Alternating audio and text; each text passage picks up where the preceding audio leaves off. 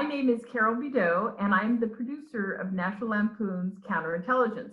And we have here today Chandu Shah, my co-producer, and James Farwell, the creator and writer of this project. So welcome, gentlemen. It's nice to be here. Thank you. Yes, hi. So Chandu, basically you are a producer and you've done films in India. So tell us how this venture with James came to be. Well, James Farwell and I have a common background. We work with Department of Defense on national security areas. So we met, and then he found out that I have a background in Bollywood. I've done some work in Bollywood. I have access to the best of best infrastructure in Bollywood. So one of the options at that time was to produce this film in India, make the film in India.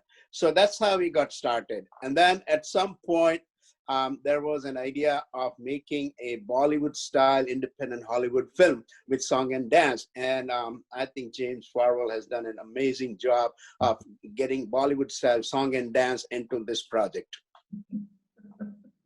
Let me tell you, this film has it all. So James, tell us a little bit about the process of making this really, we'll say it a lot because it is. It's really a funny script.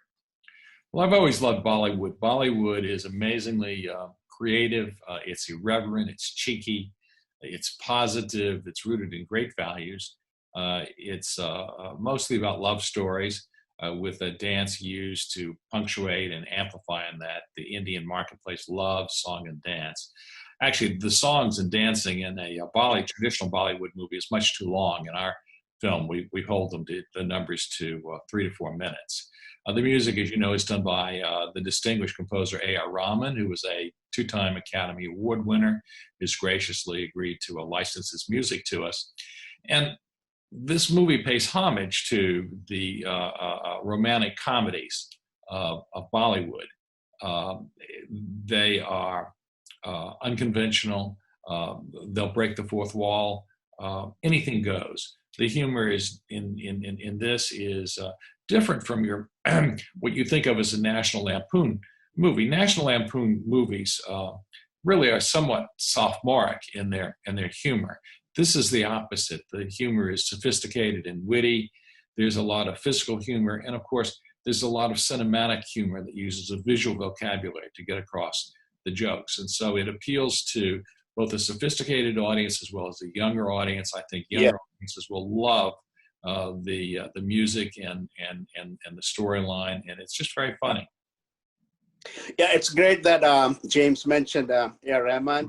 In fact, I had an opportunity to meet with him after we talked, and I presented our project to him, and he was receptive to the idea, and then we will approach him again when we are ready to make the film for the music for A.R. Rahman.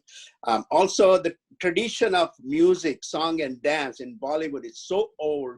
The very first film in Bollywood, the talking film, was called Talking and Singing Film. It had 7 songs, the very first film in 1931. So it's a long tradition, song and dance in Bollywood.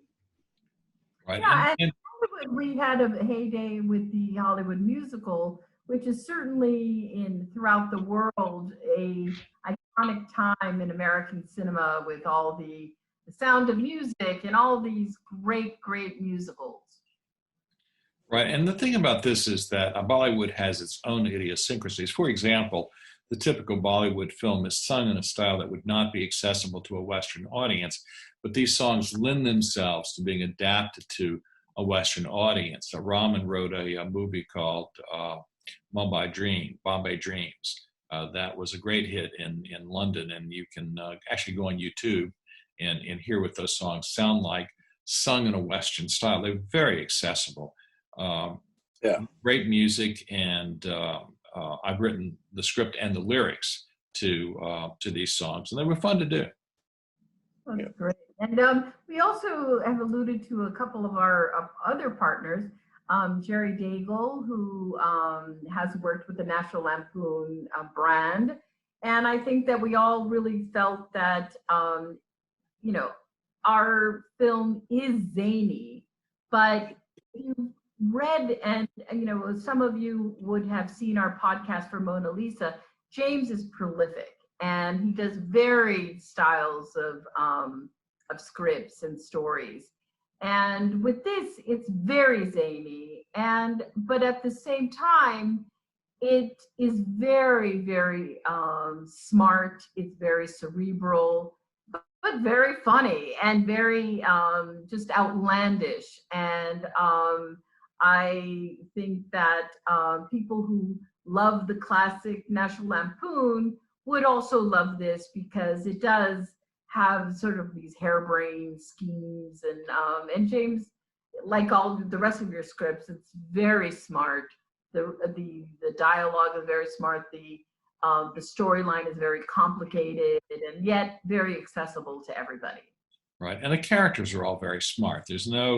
Some National Lampoon movies really have dumb characters doing dumb things. This is just the opposite. All the characters in it are smart.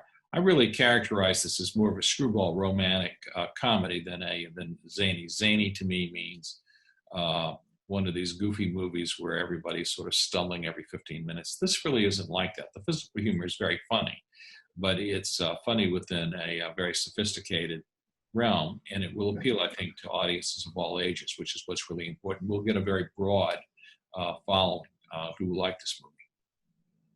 Right, and I think that when people see this film, there's one section that I thought was very, very, that a lot of the audience would recognize.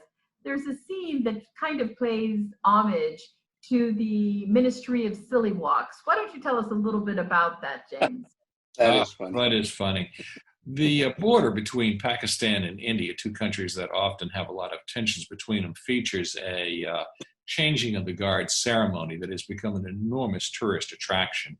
And anybody watching this should go on Google or rather to YouTube, and you can look these things up, and you can see what they do. And the guards on both sides wear fancy costumes, and they engage in very funny marching and dance steps as they change the guard. It's enormously amusing and very much in keeping with the spirit of this movie. Yeah, I was there 2 years ago. It is funny.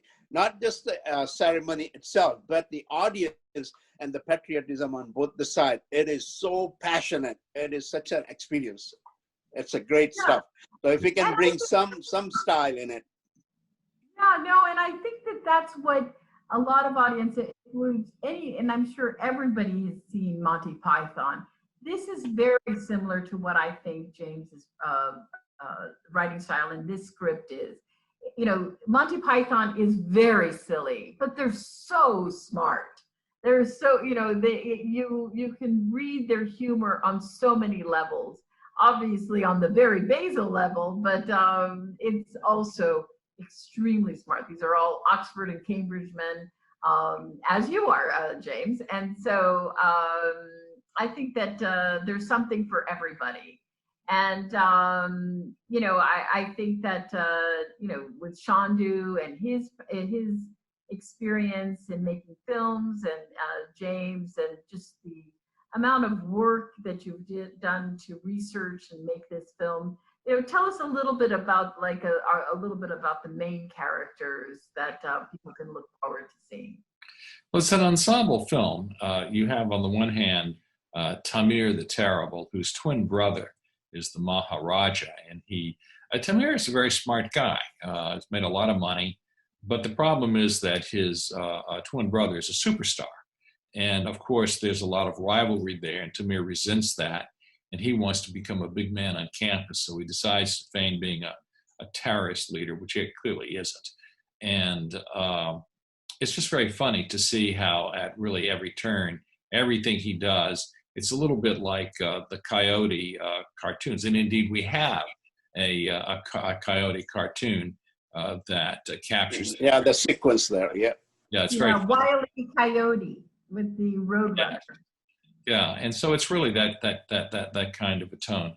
There are two very strong female leads. One is Tiffany, an American who is taken hostage.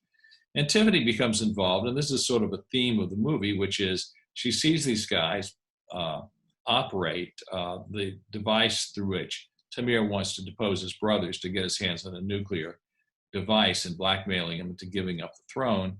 And from Tiffany's point of view, she watches these guys and she decides that boys with toys are dangerous to the world. So it's incumbent upon the women to save the men and the world from themselves, and how she goes about doing that while falling in love with Zaza, who's Tamir's right-hand guy, is funny. On the other side of the coin, General Kudal, the chief of staff, also wants to take over control of the country while the Maharaja is away.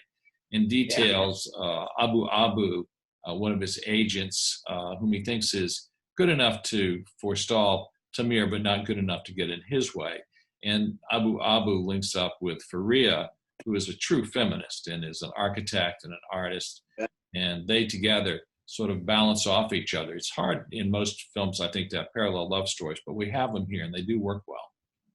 Yeah, no, I can say that as a woman and working with these four gentlemen, I've really had a rare opportunity to really feel that, it's been very collaborative, and I feel very much that all of our voices are heard, and it's been a sheer joy so far to work with this. And we're just looking for the opportunity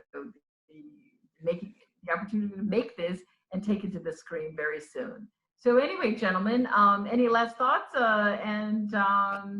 Yeah, I'll just add one last comment.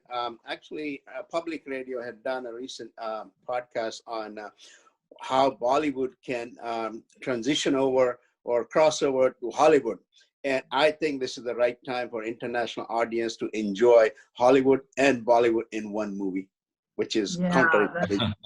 Absolutely. No, I heard that podcast and it was really, really so interesting. So, gentlemen, thank you. Thank you for this opportunity to be part of the team. I so appreciate it. And we've got many, many scripts and many stories to tell. And hopefully see National Lampoon's Counterintelligence very soon.